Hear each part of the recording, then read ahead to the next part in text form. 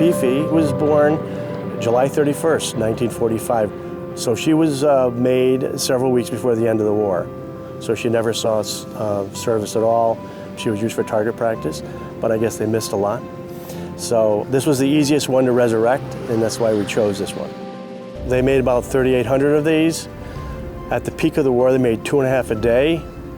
The development of this airplane cost more than the Manhattan Project.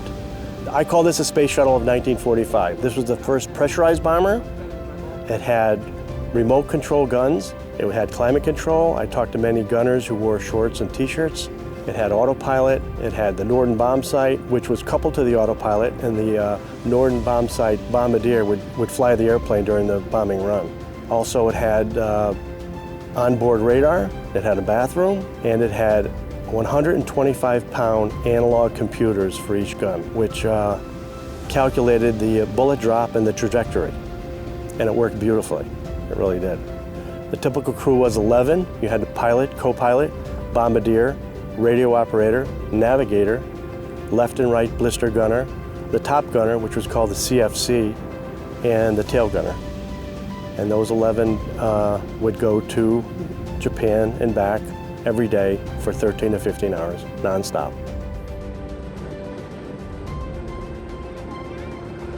For $12, you come in tour, you come inside, you see the bomb bay, you see the flight deck.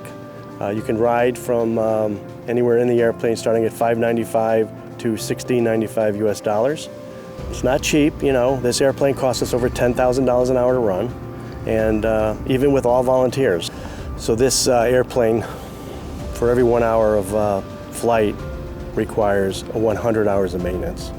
And it uses 100 gallons of gas per engine per hour and almost 2 gallons of oil per engine per hour.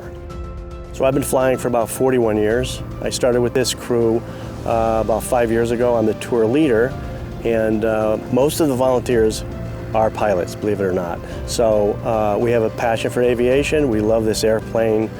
We love the history of this airplane, and that's the purpose of this tour, is to show people, make sure they remember what this aircraft did.